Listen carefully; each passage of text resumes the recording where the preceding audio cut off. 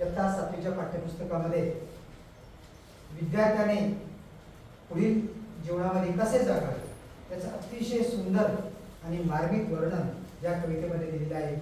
या ठिकाणी इयत्ता 7वीचे विद्यार्थी आपल्या समोर असे जगावे अशा प्रकारचा एक आदर्श वस्तुपाठ सादर करीत आहेत इयत्ता 7वीचे विद्यार्थी।